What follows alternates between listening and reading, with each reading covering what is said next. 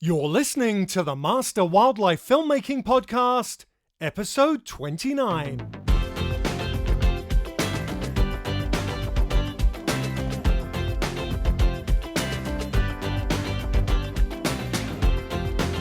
Ivo Norenberg has been working as a long-lens wildlife camera operator for over 20 years.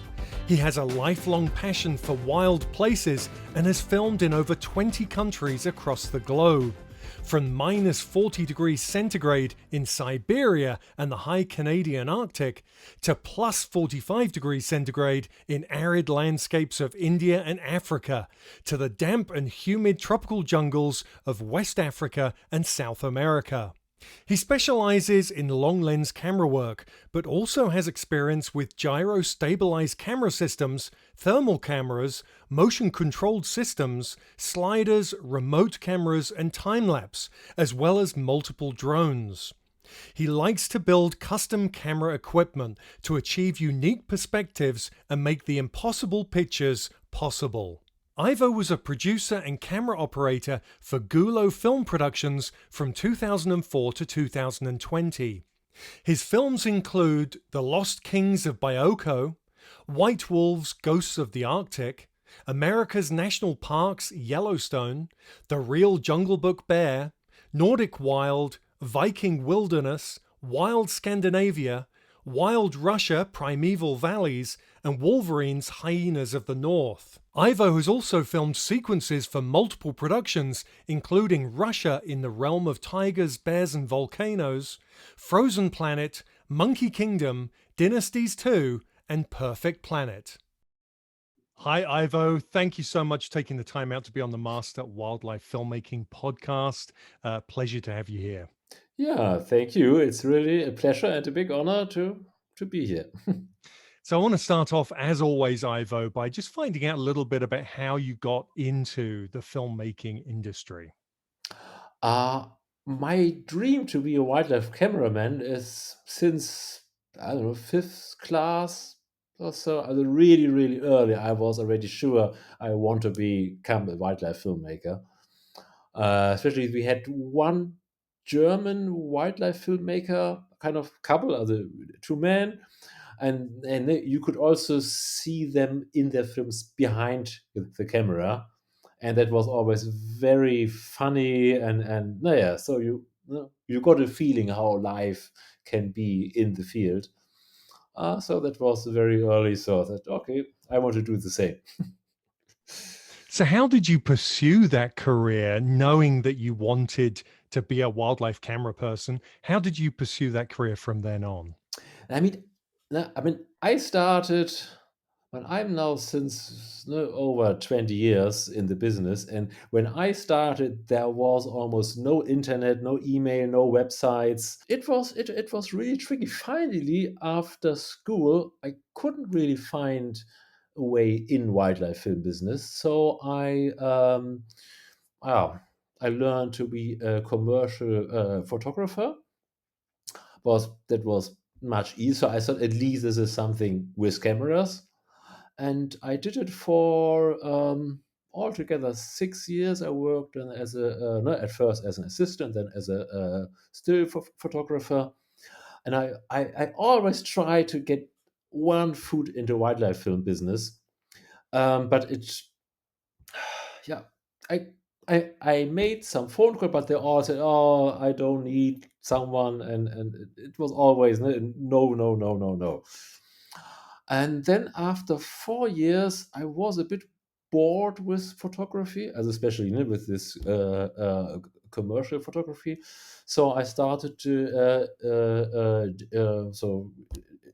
traineeship in feature films, and so I did this for 2 years. And I was working as a second and first camera assistant for feature films, and but I still I was because the one wildlife filmmaker, he said to me, "Okay, call me next year." And really, over 6 years, I called the same guy, and then really after 6 years, said, "Yeah, I don't have a job, but I know a friend who needs one." So I called him, and then really I got an as assistant with Rudolf Lammers. I could go for ZDF to Namibia and work as an assistant for 6 weeks in the Etosha Pan, and had my first experience.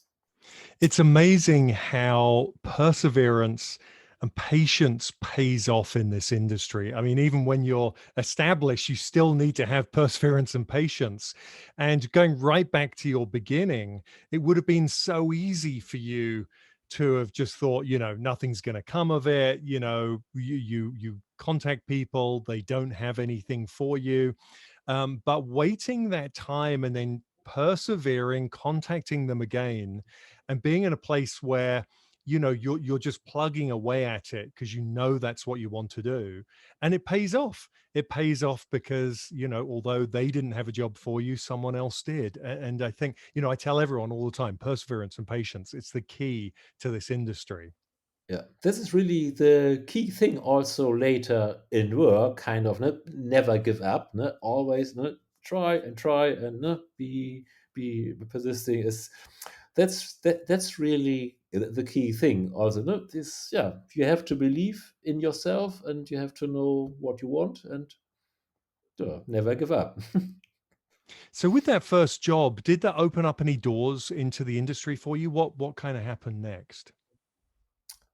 Yes, it opened more doors, but then it was still tricky because after the job, he said, "Oh, no, I don't need anyone anymore." And then I called the first wildlife filmmaker. I called him again, and then was it a year later or so? He said, "I still have no job for you, but again, I know another person who needs a cameraman." Because they were, no, I don't know, they had, I don't know, too many jobs, and they urgently needed a cameraman for a film, and they they just had no one available, so they had to kind of so the cameraman, I met him, I told him a bit what I've done, showed him I already made a lot of wildlife pictures, no stills, so at least I could show that I know something about wildlife. No? I know how to get close. I showed him some short films, but feature short films I made, so he knows. Okay, I know some basic about filmmaking. And then he gave me his 100,000 euro film equipment. Said, "Here, um, just shoot something for one weekend. Because I want to see if you can pan and frame and no, and yeah." So I took his. No, he just gave it to me. I mean, we never met before. Just gave me his 100,000 euro camera kit. I was just filming some ducks and pigeons and whatever. No, he just wanted. He says, "Yes, it doesn't matter what. Just show me that you know how to use the camera." So I did it. He watched it. Said, "Okay, yeah, that looks all fine." And then he sent me to 3 months to Norway, and I got my first chance to prove as a cameraman. That's amazing that someone would just hand you all of their gear and to have you go off and see what you can do. It's incredible. You mentioned that you had been working with in feature film, and I'm interested in how you feel that helped you with your craft, because I've done a lot of commercial work throughout my time behind a camera. And I tell people that it's, if you're struggling to find work in the filmmaking in the wildlife filmmaking industry, then it's far better to be using your camera and doing other work than it is to, say, go off and do another job entirely, because it can just give you so much experience with your gear, learning to use your gear. So everything becomes intuitive. So when you're in front of wildlife and behaviors happening, you know where everything is, you know how to use that camera without having to stop and look for buttons and things like that. So for me, it feels very much worthwhile because you just get used to your gear, plus just learning composition, framing, simple things, interviewing. It can all help. So how did working in the feature film industry help with your craft? Yeah, I think, and both really definitely helped me in the future. In my still photography time, I definitely learned finally everything I have to know about colors, about framing, no, how to make a good looking picture. And in my feature film time, I learned something about no, how to build up a story. So both was very helpful, and all about wildlife I just teach myself. And I was very early. I was in a what called a conservation group. So with other young people, no, we try to save birds and whatever, digging ponds for frogs and all this stuff. So I learned all about wildlife there, and just reading books and yeah, try to teach myself everything about life. And of course, also watch every wildlife movie I could get. And of course, it's so unbelievably important to research animal behavior, spend time around wildlife, like you said, being in conservation groups or however it is, reading books, learning about the wildlife. It's more important than the camera angle.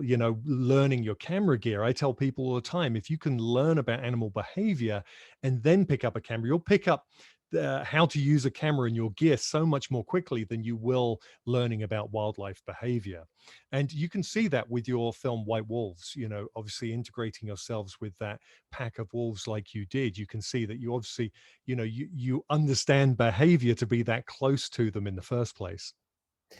Yeah, the behavior, no, watching behavior is really critical. No, we have been made 3 trips, so altogether 5 months with the wolves in the Arctic, and really, yeah, watching carefully the behavior. That's crucial thing, and you are learning every day. You are learning more and more, and I mean, of course, all animals kind of basically behave the same, but again, there, of course, with every species there are differences, especially at the wolf pack. Every individual or a wolf pack behaves different, has his own character, and was so interesting to learn about the different characters in the wolf pack. Was really other friendly, because especially as the wolves in the Arctic, they have almost they are almost not shy of humans, so you can really sit there openly, because from a distance still, but watch the behavior. Was really uh, definitely my most special time with wildlife. Yeah, have been the wolves. And it looked like an incredible experience. I mean, you can tell just watching White Wolves that, how close you were to that pack. And then, of course, there's the behind the scenes that show how close and integrated you were with that pack.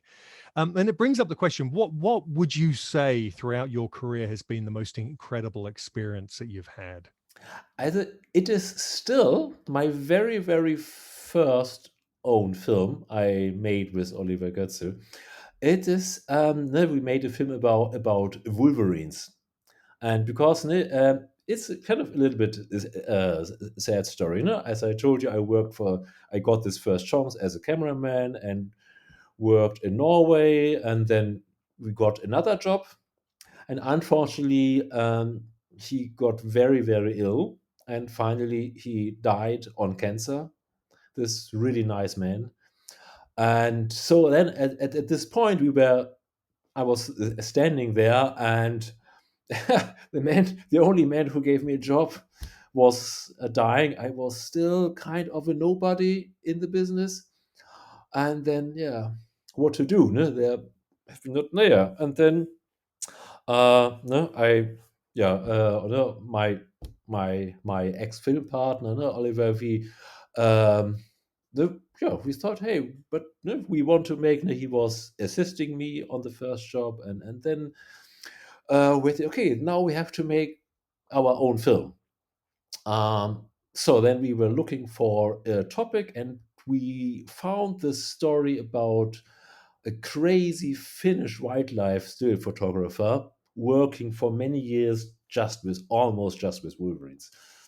And we wrote to him, and then said, yeah.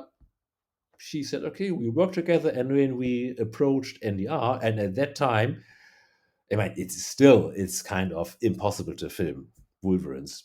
As the only, yeah. Um, and because, yeah, and finally we got the job. Later on, the chief editor, he told us that he asked some well-known wildlife filmmakers, is it possible to make a film about Wolverine? They all said, no, it's not impossible, and it's we would never do it. And but he still gave this two newcomer a job. We bought, no, that was the first time, no, we had to shoot in HD at that time. Yeah, so we bought film equipment, and yeah, we just had a try, had a go. And wolverines are still super fantastic animals. They are very, very special character. They look amazing. Yeah, and really, really fascinating. So this is still, and very, very funny, because on on this Norway shoot where I worked first. Now we were filming musk ox with some cubs, and suddenly Wolverine was coming running over a hill, running through kind of in the middle through the musk ox herd. And yeah, I said, "Hey, there's a Wolverine. We have to make someday. We have to make a film about Wolverines." And then finally, yeah, and then we got the Newcomer Award in Jackson Hole for the Wolverine film, nominated on widescreen with the first film. So that was really, that really opened doors. I mean, that's So incredible. Your first film that you actually took on yourself to make, and you won Newcomer Award, which in itself is incredible. But not just that, the fact that you were filming wolverines, which have to be one of the hardest yeah. animals to find, let alone film. So, how did you do that with your first film? How did you locate wolverines well enough to make an entire show about them? We went to Finland. We met this guy. He set us in his hide. First day we saw Wolverine. He knows, as he was working with two families, uh, or two females, and he knows, or knew, he knew his Wolverine so good. He know the, and yeah, for him it was, yeah. And I know, filming that type of wildlife, it's almost impossible to film all of the aspects of a story actually being there and filming from your tripod. So I'm assuming you used remote cameras for this, and I know you like, I've read that you do a lot with your camera gear. You customize a lot of your gear. So what kinds of things do you find that you have to do to be able to get the shots? I know, I use A7Ss a lot, low light cameras, build camera traps with them.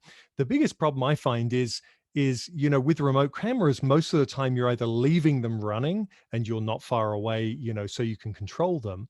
But one of the biggest problems with that is that there's really nothing made that gives you any kind of long range to be able to operate the camera from a distance. um, or there are things like camtraptions which you can put out there and they're triggered as an animal goes by. But tell us a little bit about some of the customizations of your rigs that you've had to do to get the shots that you've managed to get. Yeah, I really almost customize everything. I'm never really 100% happy with the gear you can buy. So really everything. I mean, the one thing is I'm building little remote cameras. No, you can remote control from some distance, no, with penning, video, zoom, record, everything. Um, but for example, I'm forever was building on my penning head, no, for the big lenses, no, the zoom demand. I changed the switches. I made the grip that it has more grip, or changed screws that they work more nicely, or changed cables who are more flexible in cold conditions, or I changed the eyepiece, or it's tried to get something lighter. I was building my own mat box, which is much lighter than everyone you can buy. Or I was developing a camera bag over many, many years, many versions. Now I have really some. some colleagues now who said, "Oh, I want to have the same camera bag." So I already kind of, yeah, sold a few of these camera bags because the problem is you can't buy a camera bag which is big enough for our big camera setups. They are made for normal small cameras. So there is no weatherproof camera bag where you can fit in an ARRI camera with an CN20. You just can't buy one. Yeah, so I really often tiny things, or I was building a little joystick remote for my ARRI camera, so I can, with my left focus hand, I have a little joystick, and with a joystick I can switch assign buttons from the camera, which is fantastic because I can switch my camera speed with one finger without moving my hands somewhere. No, I often change speed a lot. No, whatever. No, shoot it with 30, 28, 40 frames, whatever, and it's so convenient. If you Is it camera specific? So are you building the remote camera systems for a specific camera, or is it something you can use on any type of camera? It's not depending on the camera.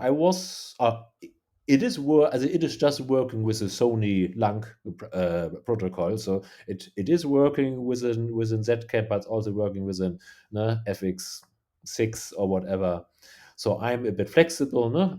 But it's really it's very difficult to build an reliable remote. No, of course, the cameras nowadays they all have Wi-Fi control, but they work in an open environment for 20 meters, which is not long enough. It has to work on 100 meters, and then 100 meters in a forest, or the camera is in a cave or something.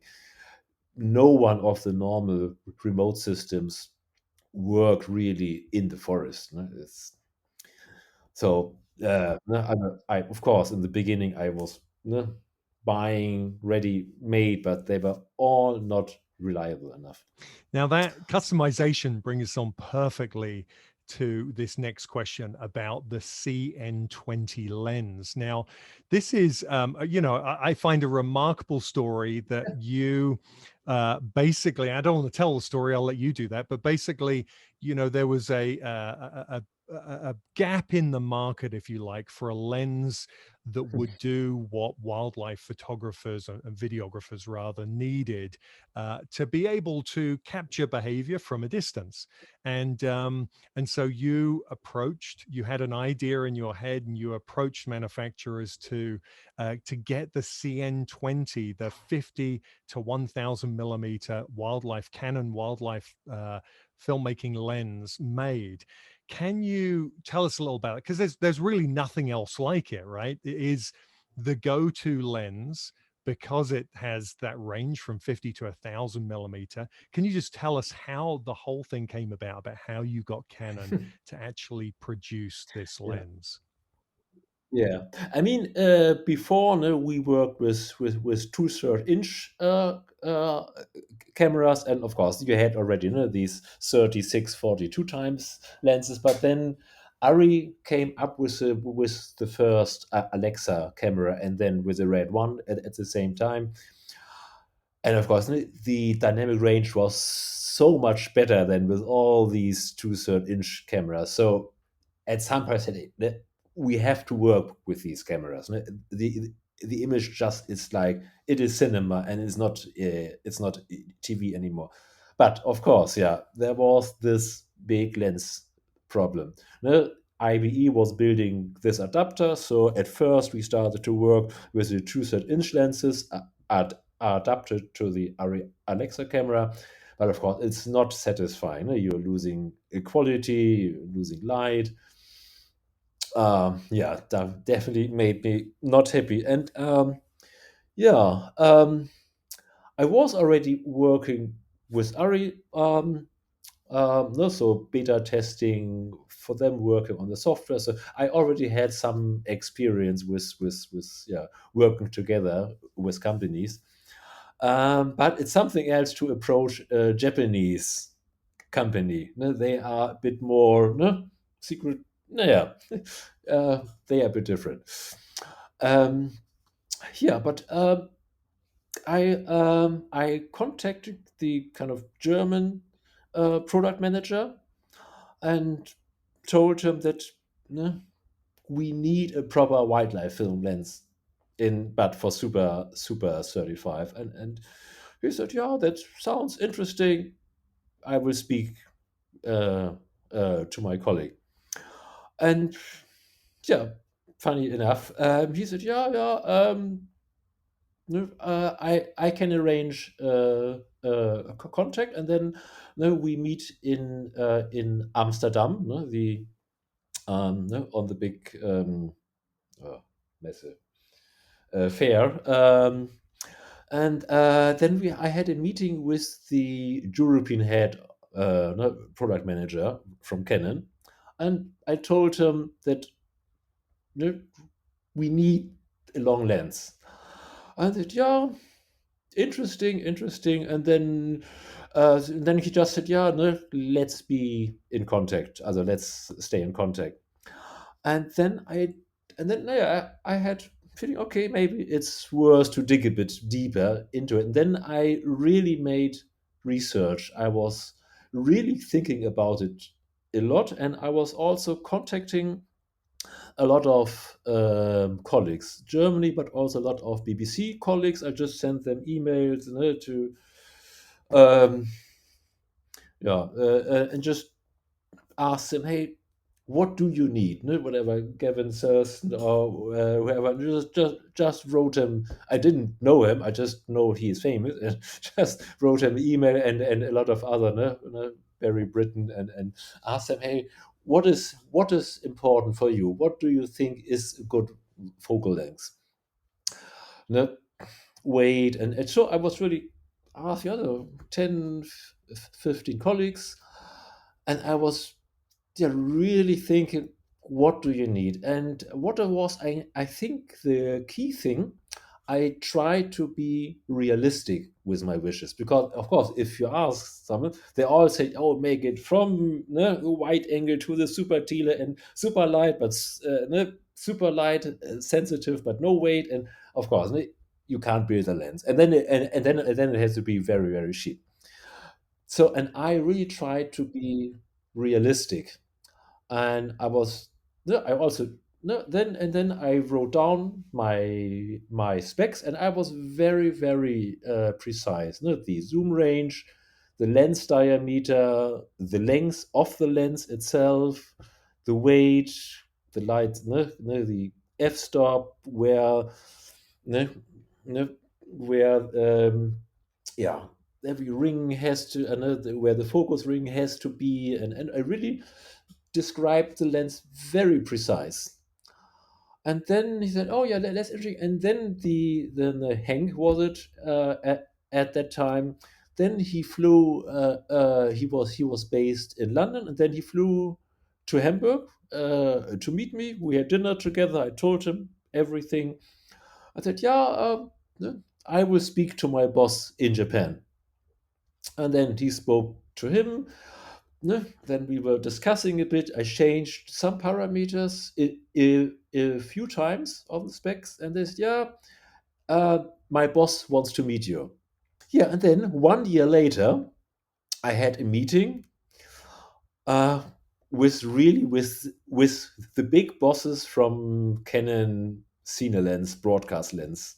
So I was really meeting the boss of the whole Cine broadcast lens, and some other guys. I was meeting some lens designer and the designer for the housing, and yeah, and we discussed about my specs, and yeah, nice man. In the evening, we had dinner together, went to a strange beer house, and it was really nice, and it was really it all was a really personal relationship started. It was really a good time. So we were every now and then exchanged emails, had a phone call, um, discussed, and then I think it was another year later, again in Amsterdam, they presented me the lens, the first prototype of it.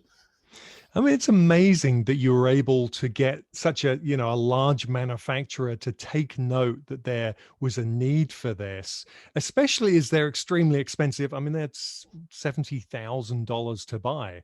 So it's not like there's a massive market for these, but for them to take note enough to say, hey, there is this gap in the market. You guys need them as wildlife cinematographers. It's incredible that, you know, that it came about. So was it as simple as them um, being able just to build it to your spec, or were there issues along the way? I mean, did they ever come back to you and say, you know, no, we can't do this, no, we can't do that, it's going to have to be this, not that? Or was it just simply a case that they could do it? Yeah, and really on the way coming there, they asked me, I think, a few times, is 4K quality really important? Because they said, hey, we are struggling to build this lens. Is it, no, wouldn't it be enough to just have 2K quality? And I said to them, no, I suggested them, we need 4K quality, just try harder. And as this is, yeah, we can't accept, and I also one the other thing I said, the lens has to be short. What was also a very tricky part for them. As I think the 4K quality, the zoom range, and yeah, and this short lens was really tricky for them. And afterwards, they said this was the most tricky, complicated lens they have ever built. And of course, now it is the most widely used wildlife filmmakers lens. I mean, if you look at any of the behind the scenes of any of the big blue chip landmark series, you'll see a CN20 attached to any of the cameras out there filming that footage. So, you know, it's an incredible lens. And not only because it's a 50 to 1,000 millimeter, but I believe it also has an extender on there built into it. So you can extend it two times or something like that. So it's you know it has really opened up the world for us filmmakers today to be able to have a lens like that to use with these incredible cameras today. Yeah, I have to say what you just mentioned, the extender. At this time, every broadcast lens had a two-time extender. And I was the first time I said, hey, every two-time extender I have ever seen, I was not happy with the quality. So if it's maybe physically, technically not possible to build a good two-time extender, build a 1.5. And this was really something unique at that time to have a 1.5 extender in a lens. So that was also something it really never happened before. Um, yeah. On the other hand, of course, finally, the lens does the same what we had earlier with the two-third, no, big zoom lenses. It's not really it's not really that there is something new. It's just we have our old convertible zoom lenses back from the true search inch cameras. But what is amazing, man, and the lens is not so much bigger than these old 42 time lenses. No? But it is much more heavy. No? It's unfortunately what is also interesting. They really fulfilled I really 90% of my wishes, what I have never expected. And really, my lengths, my diameters, it was really almost on the millimeter exactly what I told them. What was really cool. The only thing they had to make the lens half an f-stop darker than I want, but it was just technically not possible. As physically, if you have this front diameter and this focal length, there are there are limits, no? So and it became a little bit more heavy. So uh, the lens as a the lens without the motor has the weight I wanted, but of course you need a zoom motor. And yeah, what was also funny, uh, they had the kind of project code name later on was the Evo Sun lens. What was very funny, they told me one day that internally at Canon they didn't speak about the CN20, they told about the Evo Sun lens. What was what I found very nice. They so should have kept it called the Evo Sun lens. That would have been fantastic. So much better than the CN20. So obviously you own one of these lenses and you've been using it for a long, long time.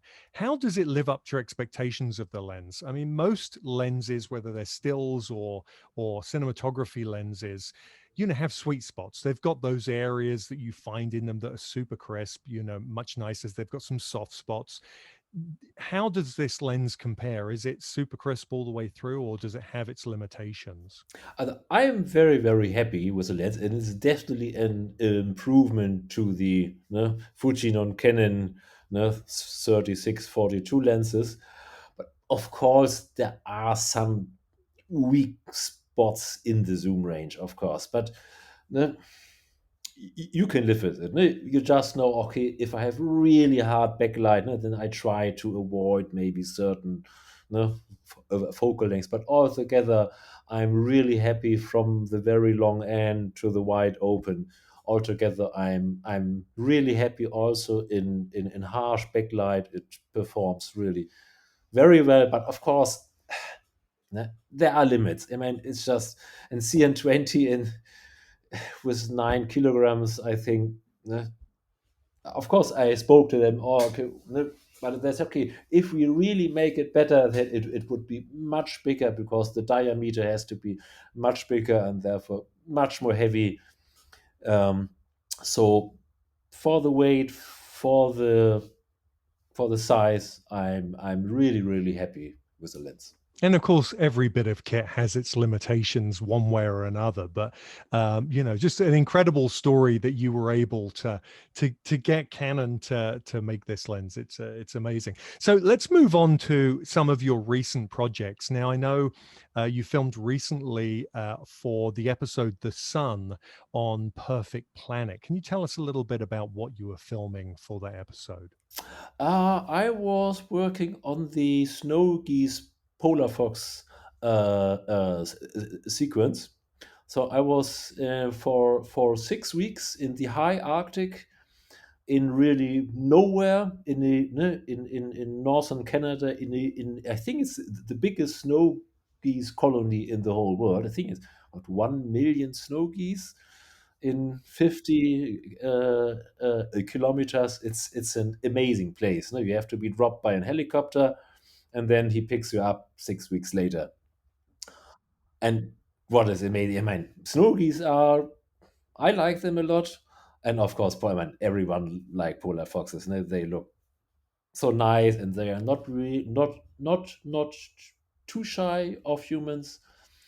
And it is one of the last wilderness on Earth. No? I love this feeling. You are out there, you are looking 360, and you see just wild, as just nature. No? There's no house, no power line, or no whatever. No? No tower, nothing, no car, no road, and you can walk for a week straight, and you will still not need any road or whatever. It's just wilderness, ne? And this is what I really like, and why I'm want to be a wildlife filmmaker, ne? To be in these wild places. Yeah, it's an incredible experience being in those polar regions where, as you say, you can just see for miles. And I found the time that I spent in, near the Arctic, one of the biggest things that was really noticeable, other than the fact that you can see for miles, is also the sound, how quiet it is, because there's literally, you're getting no noise from any city nearby or traffic or planes. It's almost like dead airspace, and I found that incredible when I was out there. But also, just it is the fact it's not for everyone. I mean, it is highly remote, so you've got to be able to enjoy that kind of place to spend any time out there. I mean, if you were in a snow geese colony, you will always hear snow day and night. There's only a very short time between 11 p.m. and 3 a.m. in the morning where it's a bit more silent, but all the time there is this blah, blah, blah, blah. But I like it a lot. Of course, life is simple. Ne? Of course, you have no hotel there. Ne? It's sleeping bags. Ne? You have very simple wooden little cabin with no heating in the bedroom or so. Of course, it's simple life, but I like it.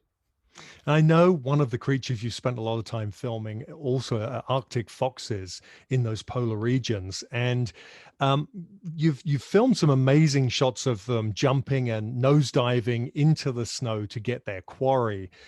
How long does it take you to get that kind of behavior on camera? I mean, are you literally following them and sitting with them for days? Because they're obviously not doing that all the time. They're just feeding at certain times. And then once you do film them, jumping in the air and head diving into the snow, are they catching their food every time? Are they getting their prey every time they go down? Or is it not that simple? I filmed it for the wolf film, but we started in early June.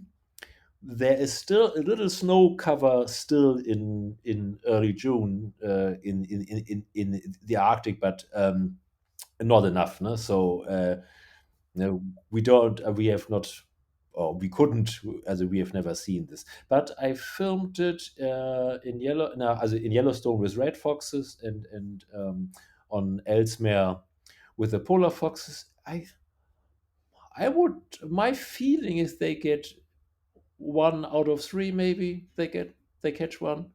They are really good.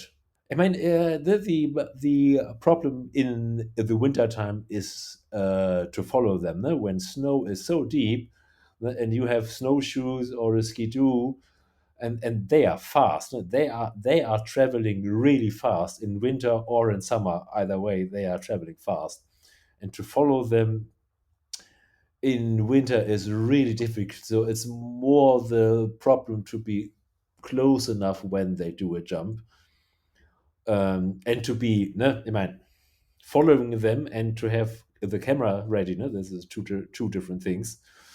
So this is, yeah, always, no, to be at the right time at the right spot. That's the thing. Of course, and that's one of the things about wildlife filmmaking, right? Being in the right place at the right time. It's essential most of the time. Now, if you had one piece of advice to offer up to aspiring wildlife filmmakers, or more than one piece of advice, if you like, what would that be? Definitely more than one. No, man, you have to be a multi-talent.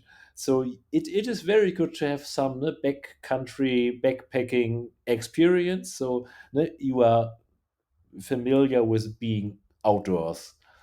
It's definitely important to be happy in every weather condition outside, because if you are outside, you can be sure you are sweating, you are freezing, there are mosquitoes biting you, ants biting you, leeches wanting your blood, or whatever. There's always something. It's never perfect. It's always too hot or too cold or too itchy or too sweaty or something. So you have to be really relaxed with every situation out there. If you are not happy with whatever will come to you, some when they, man, of course, I get also emails and phone calls, and yeah, some dream only of this in Africa, going around with a car and easy life. There are also jobs like this, but for sure not every job is like this. So this is very important. Um, Going out, get experience with, watch wildlife, see if you are happy to sit there for hours and watching wildlife. That's important. Um, also, take a camera. Doesn't have to be a good camera, just any little camera with a bit longer lens and just try to get some footage. Um, it can be. It doesn't have to be a shy, rare animal. Just get some feeling for cameras. I also find it good for learning really to watch good Hollywood movies. I think I learned a lot about panning and camera movements or watching good good Hollywood cinema movies. And of course, not to forget, you have to carry an 25, 30 kilograms backpack for many kilometers, off road, mountains, wherever. You have to be able to carry gear. That's And the other thing is really to have an open eye. It is this is what I really worked as a camera assistant in feature film. Ne? Um, they really told me to be a good assistant. Don't wait until someone is asking you to do something because then you are late. Ne? Always try to anticipate what does the cameraman needs next. It's kind of the same with animal behavior. You always have to think, okay, what will my animal I'm filming, what will it do next? Will it going left or right? Will it jump now or will it just sleep? It's always about anticipating what is coming next. It's wildlife filming, it's with spinning, it's with following animals, and it's also with helping maybe the cameraman or always try to think, okay, where can I make how where does it need a hand? The maybe batteries have to be charged, or what else can be done for the next shooting day. Always use your head, use your eyes. So, what's next for you, Ivo? I know this has been an incredibly trying year for everybody, in the wildlife filmmaking industry really in every industry. Things have been cancelled and put on hold. How has it affected you? Where do you head next? I should go to China in April, but unfortunately, we don't get a visa for China. So it it looks if I go to Switzerland, that seems to be easier. I I just 10 minutes ago I got another email asking me if I can go to Namibia. Maybe I have another shoot also waiting for visa. Um, yeah, there is some work waiting for me, but it's all depending on entry visa in the moment. It's definitely the most tricky time I've ever been in. But okay, but this is COVID. This is yeah, that's a pandemic. No, that's something else than normal problems. So, Ivo, where can people find you if they want to follow what you're doing, Oh yes. see the films that you've made, and just find out information about where you are and what you're up to? Where can they find you online? Yes, other I just deleted my Facebook account a week ago. I was really fed up with too many commercials, other advertisement all over the place, and to say the truth, the people uh, share too much unimportant stuff on Facebook. It's just you have to go to too much ways to find the useful information. But I am on Instagram still, so you can follow me on Instagram, and I also have my own webpage, Ivo or ivowildlife.com. So just my first name, wildlife in one word.com. So you can, and there's also a button to my Instagram account. And you can see, and there are a lot of nice pictures, also behind the scenes pictures, so you can see something, yeah, when I'm on work. I've just realized, is your name pronounced Ivo or Evo? Because I realized that I've been saying Ivo all the way through this interview, and you've just said Evo. Yeah, of course, that's of course very common. I mean, I work nowadays mostly for Netflix and BBC, and of course, in English you pronounce an E like an I and an I like an E. In German, or it's the other way around. But yeah, but originally it is pronounced Ivo. Well, sorry for that, and thank you, Ivo, for spending the time on the podcast today. I really appreciate it. Thanks so much that I had the opportunity to talk to you. If you've enjoyed this episode of the Master Wildlife Filmmaking Podcast, then please leave a rating and a comment. And remember to subscribe to keep up to date with the series' future episodes. You can find out more information about wildlife filming at jakewillers.com. And if you're interested in starting a career in the wildlife filmmaking industry or being mentored to further your career, then please visit jakewillers.com/mentorship. Thanks for listening.